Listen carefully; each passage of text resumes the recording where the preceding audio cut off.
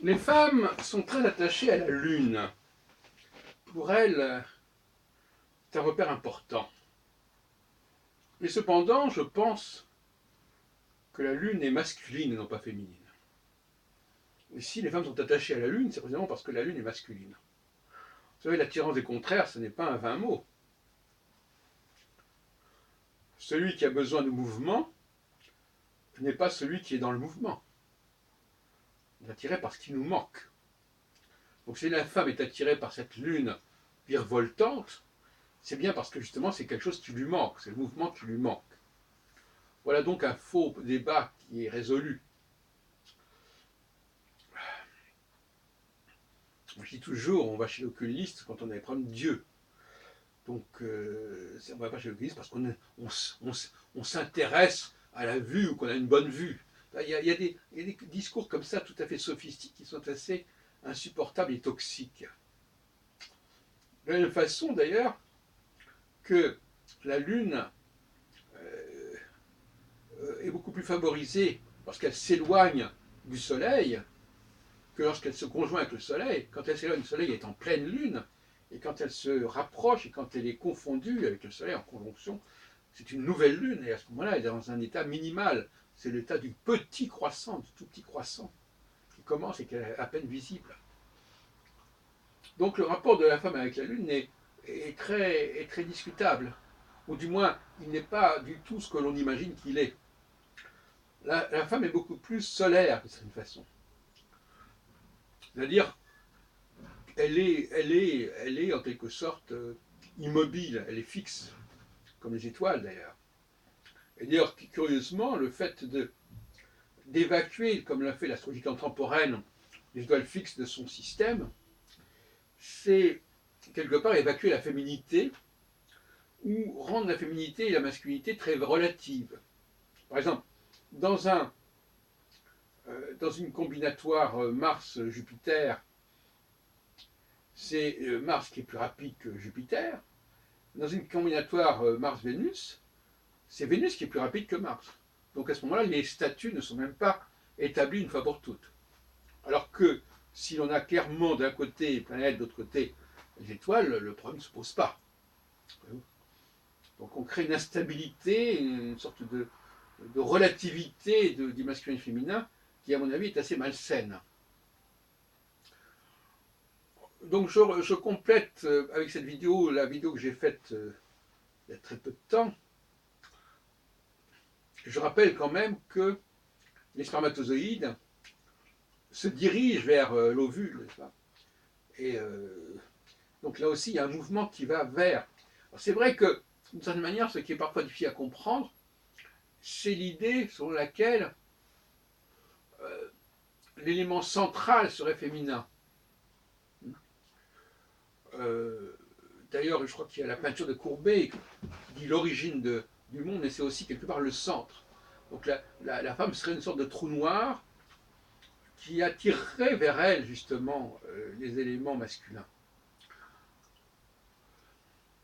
Qui nous pose la question justement du problème de la gravitation qu'on utilise souvent, plus ou moins à tort en fait.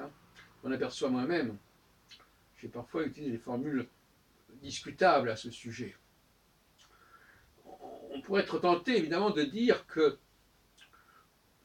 l'élément central, c'est celui autour duquel les électrons, les astres circulent, gravitent. Mais en même temps, cet élément central, il est structuré par justement tous ces facteurs qui gravitent autour de lui. Et à certains moments, effectivement, il est saturé par cette population qui gravite autour de lui. On le voit d'ailleurs avec le phénomène Macron actuellement, où quelque part Macron, on arrive à se plaindre quelque part d'attirer à lui toutes sortes de candidats ou de personnages, de droite comme de gauche, qui se rallient à lui. Mais ça veut dire bien que Macron, finalement, il a quelque chose de féminin, précisément.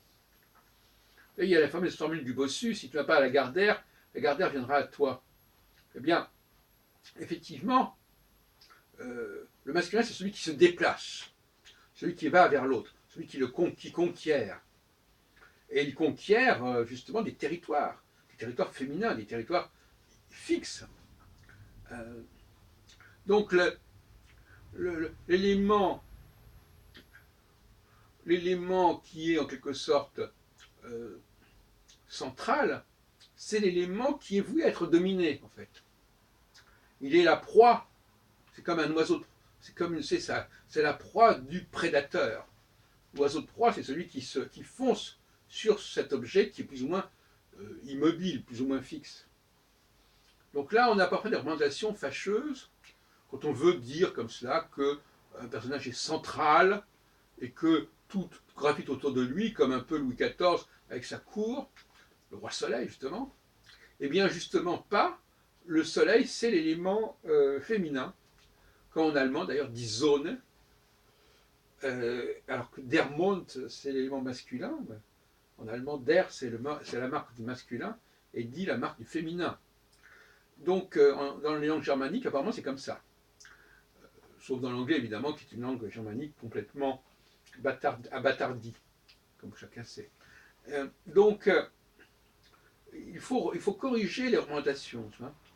Il faut corriger les images. D'ailleurs, on voit bien que même quand on branche un appareil, c'est la même chose. La prise femelle, c'est la prise qui est fixe, et la prise mâle, c'est comme une clé dans une serrure, c'est la prise que l'on met ou qu'on ne met pas.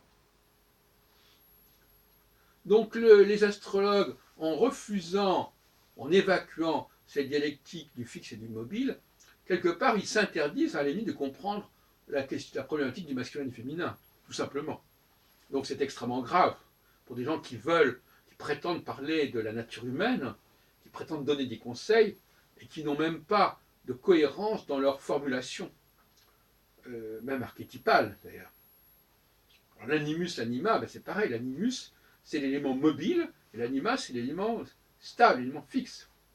Alors certes, je disais l'autre jour en plaisantant, que nous avons des hommes qui ont une vision assez étrange de l'homme, et ils disent l'homme c'est l'élément fixe et la femme c'est l'élément mobile. Alors effectivement il y a la fameuse chanson de Rigoletto, la donna è mobile, donc la femme est mobile comme la plume au vent, etc. Quand on traduit en français cette œuvre de Verdi, mais non, finalement non, en fin de compte c'est l'homme qui bouge, c'est l'homme qui est volage en quelque sorte, c'est l'homme, c'est le marin qui s'en va et qui revient au port. Et même au niveau de la chasse, c'est pareil. Il quitte le foyer et puis il revient au foyer. Il part à l'armée, il revient. Donc retour, c'est l'homme du cycle. Donc la cyclicité, c'est pas du tout une notion féminine, c'est une notion masculine qui s'impose à la femme, certainement, bien entendu. Ça, c'est évident.